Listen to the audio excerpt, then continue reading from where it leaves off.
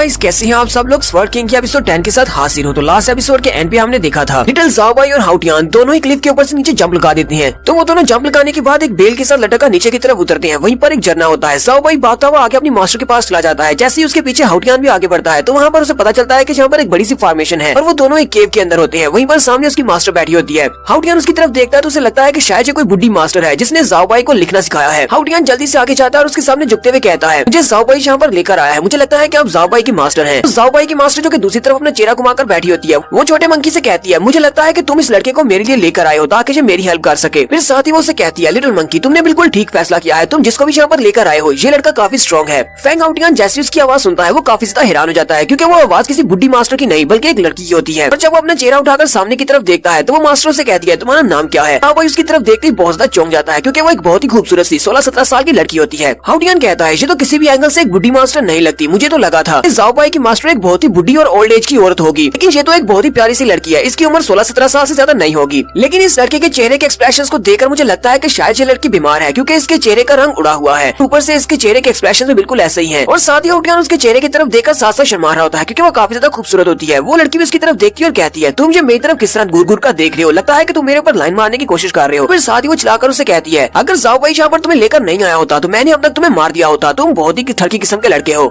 हाउटियान उसकी बात सुनने के बाद काफी ज्यादा घबरा जाता है। वो लड़की चलाकर उसे कहती है, मैं तुमसे कह रही हूँ, क्या तुम आगे से बोल नहीं सकते, क्या तुम गूंगे हो। हाउटियान भी आगे से हंसना शुरू कर देता है और कहता है, प्लीज मुझे माफ कर देना, मैं इस हरकत के लिए काफी ज्यादा शर्मिंदा हूँ। असल में मुझे लगा था कि शायद ज़ाओबाई की मास्टर कोई बुड्ढी औरत होगी, लेकिन तुम तो बहुत ज्यादा खूबसूरत और प्यारी सी लड़की हो। इसी वजह से मैं काफी ज्यादा हैरान हो गया। मैंने ऐसा एक्सपेक्ट नहीं किया था। मेरा नाम फैंग हाउटियान है, तुम्हारा नाम क्या है और तुम यहाँ पर इस डरने वाली जगह पर क्या कर रही हो। तो वो मास्टर से कहती है, मेरा नाम थाने टुइजिन है और तुम्हारे दूसरे सवाल का जवाब मैं फिलहाल नहीं दे सकती। तुमने पूछा है कि मैं यहाँ पर क्या कर रही हूँ, यहाँ पर क्यों हूँ, तो इस सवाल का जवाब तुम्हें बाद में मिलेगा। लेकिन सबसे पहले मैं तुमसे कुछ पूछना चाहती हूँ, क्या तुम आज के बाद मुझे अपना मास्टर मानते हो और क्या तुम मेरे सामने अपने घुटने टेक कर मुझसे ट्रेनिंग लोगे। हाउटियान भी उसकी बात सुनने के बाद काफी ज्यादा हैरान हो जाता है और उसे कहता है, तो क्या इसका मतलब क्या है, क्या तुम मेरी मास्टर बनना चाहती हो। मैं यहाँ पर इसलिए नहीं आया, लेकिन एक बात है, मुझे तो एक बहुत ही पावरफुल मास्टर की तलाश है जो कि मुझे अच्छी तरह से मार्शल आर्ट्स की ट्रेनिंग दे सके। अगर तुम दे सकती हो तो ठीक है, मैं तुम्हें अपना मास्टर मान लेता हूँ। मेरे पास एक मार्शल आर्ट्स का स्किल है जो कि तलवारबाजी के रिलेटेड है, ड्रा स्वर्ड के। मुझे उसी तलवारबाजी की टेक्निक को सीखना है। अगर तुम मुझे वो सिखा सकती हो तो फिर ठीक है। थाने उसे कहती है, अच्छा मुझे ये बताओ, क्या तुमने पहले कभी तलवारबाजी की टेक्निक्स को सीखने की कोशिश किया है या फिर पहले कभी इसको प्रैक्टिस किया है। हाउटियान उसे कहता, हाँ, जब से मुझे ये मार्शल आर्ट्स की टेक्निक मिली है मैंने इसके फर्स्ट लेवल को मास्टर किया है। फर्स्ट लेवल ड्रा स्वर्ड के बारे में है। थाने जल्दी से अपनी पावर्स को यूज करते हुए अपने पास से तलवार निकालती है और कहती है, चलो इस तलवार को पकड़ो और मुझे दिखाओ कि तुमने अभी तक कौन से लेवल को मास्टर किया है और तुम्हारे पास कौन सी मार्शल आर्ट्स के स्किल्स हैं। तो हाउटियान उसके पास से उसकी तलवार ले लेता है और उस तलवार को अपनी साइड पर लटकाकर अपनी ड्रा स्वर्ड की टेक्निक को यूज करने वाला है। यानी कि वो बड़ी स्पीड के साथ अपनी तलवार को निकालकर सामने की तरफ स्टैब करेगा। जैसे वो अपनी तलवार को निकालने लगता है तो वहाँ पर काफी सारी एनर्जी इकट्ठी होती है। अपनी स्पेशल टेक्निक जिसका नाम टाई लॉन्ग जू है उसको यूज करता है। यही इसकी तलवारबाजी का फर्स्ट लेवल है। जब अपनी तलवार को निकालकर सामने की तरफ घुमाता है तो थाने भी काफी ज्यादा हैरान हो जाती है और कहती है, इस मार्शल आर्ट्स की टेक्निक को तो मैं जानती हूँ, ये तो काफी पावरफुल मार्शल आर्ट्स की टेक्निक है। हम लोग इसको टापुलिन स्वर्ड्समैनशिप भी कहते हैं। मुझे सच सच इस बारे में बताओ, तुम्हें ये टापुलिन स्वर्ड्समैनशिप कहाँ से मिली। ये तो टाउ सेक्टर वालों की स्पेशल टेक्निक है। टाउ सेक्टर वाले तो बहुत ज्यादा पावरफुल लोग हैं। हाउटियान भी उसकी बात सुनने के बाद काफी ज्यादा हैरान हो जाता है और कहता है, मुझे इस बारे में नहीं पता था कि ये वाली टेक्निक ये 2 सेक्टर वालों की है। फिर वो उसको सारी की सारी बात बता देता है कि उसे ये मार्शल आर्ट्स की टेक्निक कैसे मिली और कहाँ से मिली। थाने उसकी सारी कहानी सुनने के बाद उसे कहती है, अच्छा तो तुम्हें ये मार्शल आर्ट्स की टेक्निक इस तरह मिली, तुम तो बहुत ज्यादा लकी हो जो तुम्हें ये टेक्निक मिल गई है। क्या तुम्हें पता है कि 2 सेक्टर में जितने भी डिसाइपल्स हैं उन सभी के लिए कि फर्स्ट लेवल को सीखना बहुत ज्यादा जरूरी है। वो लोग इसी मार्शल आर्ट्स की टेक्निक को मास्टर करते हैं अगर वो तलवारबाजी सीखना चाहते हैं। अब जबकि तुमने इसके फर्स्ट लेवल को अच्छी तरह से मास्टर कर लिया है तो मुझे लगता है कि तुम्हें सेकंड लेवल पर बहुत ही जल्दी पहुंचाया जा सकता है। तुम बहुत ही जल्दी इस टेक्निक को मास्टर कर लोगे। तानिया उसे कहती है, चलो अब मैं तुम्हें सेकंड लेवल के बारे में बताती हूँ कि इसके सेकंड लेवल में क्या होता है। फर्स्ट लेवल होता है ड्रा स्वर्ड का। तुमने अपनी तलवार को बड़ी स्पीड से निकाल लिया तो सेकंड लेवल तुम्हारी स्पीड के बारे में होता है, यानी कि अपनी एक शैडो मूवमेंट्स को क्रिएट करना। मैं तुम्हें इसके बारे में दिखाती हूँ, मेरी तरफ जरा गौर से देखना। वो उसे कहती है, सेकंड लेवल मूविंग मेथड होता है। इसके सेकंड लेवल को लॉस्ट नो शैडो मूव कहते हैं। एक बार तुमने स्पेशल मूव को सीख लिया तो तुम अपने शैडोज क्रिएट कर सकते हो और बहुत ही स्पीड के साथ किसी के सामने से भी गायब हो सकते हो। तानिया उसके सामने खड़ी होती है और बड़ी स्पीड के साथ वो उसके सामने से आगे की तरफ गुजर जाती है, यानी कि वो उसको इस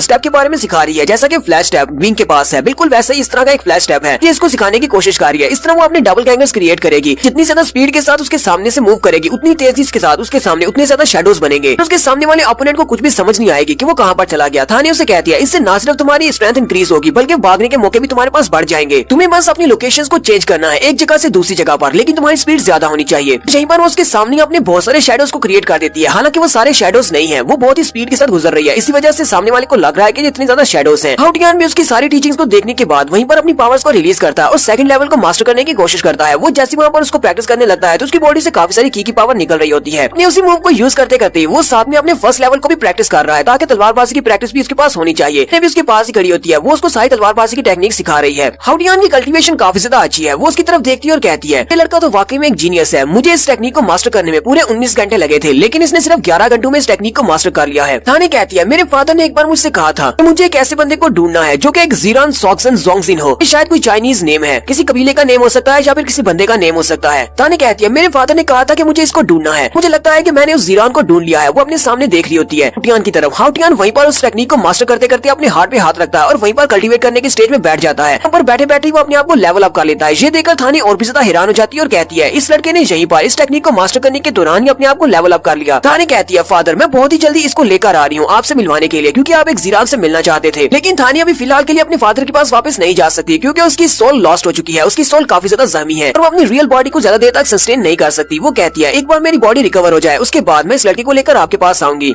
हाउटियान जो कि वहीं पर बैठा अपने आप को ब्रेक थ्रू करने की कोशिश कर रहा था, वो अपना ब्रेक थ्रू कंप्लीट कर लेता है। थाने ये देखकर काफी ज्यादा खुश हो जाती है, लेकिन जैसे ही वो अपने ब्रेक थ्रू को कंप्लीट करता है थाने वहीं पर नीचे गिर जाती है। हाउटियान जैसी थोड़ी देर के बाद अपनी आंखें खोलता है तो काफी खुश होकर पीछे की तरफ देखता है और उसे कहता है मास्टर मैंने ब्रेक थ्रू कर लिया, यानी कि मैंने लेवल अप कर लिया। लेकिन जैसे वो पीछे की तरफ देखता है तो थाने गिर चुकी होती है और जाओ भाई उसके पास बैठा रो रहा होता है। हाउटियान जल्दी से उठकर भागता हुआ उसके पास जाता है और उसे कहता है मास्टर क्या आप ठीक है? थाने उसे कहती है मैं काफी ज्यादा जख्मी हूँ, मेरी सोल जख्मी हो चुकी है, इसी वजह से मैं अपनी ह्यूमन फॉर्म में ज्यादा देर तक अपनी बॉडी को इस तरह सस्टेन करके नहीं रख सकती। जितनी भी सोल एनर्जी बची हुई थी मैंने तुम्हें मास्टर करने के दौरान उस सभी को यूज कर दिया। इस वक्त अब दोबारा से मैं तलवार में चेंज होने जा रही हूँ, लेकिन शुक्र है कि मैं आखिरी बार तुम दोनों को यहाँ पर देख सकी। मैं चाहती हूँ कि तुम अपनी इस ड्रासवर्ड मार्शल आर्ट्स की टेक्निक को अच्छी तरह से मास्टर करो। और साथ ही वहाँ पर एक बूम धमाका होता है और वो एक तलवार बन जाती है और उनके इर्द गिर्द एक बड़ी सी गुफा होती है। पहले तो उसने अपनी फॉर्मेशन के साथ उस गुफा को एक बड़ा सा खुला एरिया बनाया हुआ था। तो थाने एक तलवार बनने के बाद भी बात कर रही होती है, उसकी कॉन्शियसनेस अभी वहीं पर है। वो उससे कहती है हाउटियान मेरी बात को गौर से सुनो, मैं तुम्हारे लिए एक चार्ट छोड़कर जा रही हूँ। वहीं पर नीचे कागज पड़ा होता है। वो उसे कहती है इसके ऊपर तलवारबाजी की एक स्पेशल टेक्निक है जो कि सिर्फ मर्दों के लिए है। लेकिन अफसोस की बात यह है कि इसके ऊपर सिर्फ पिक्चर्स बनी हुई है, साथ में कोई भी डिटेल्स नहीं लिखी हुई। तुम्हें खुद ही इन सारी टेक्निक्स को मास्टर करना होगा और ऊपर से अब मैं भी तुम्हारे साथ नहीं हूँ, तुम्हें इसे खुद ही मास्टर करना होगा। अगर मैं तुम्हारे साथ होती तो मैं तुम्हें बता देती कि इसको किस तरह प्रैक्टिस करना है। साथ ही मैं चाहती हूँ कि तुम मेरी इस तलवार को उठा लो। जाओ भाई भी हाउटियान को उसी तलवार की तरफ इशारा करता है तो हाउटियान जल्दी से उस तलवार को उठा लेता है और उस तलवार को अपने हाथ में पकड़ता है। तो वो तलवार साइज में बहुत ज्यादा छोटी हो जाती है, बिल्कुल एक पिन के साइज की, और वहीं से उड़ती हुई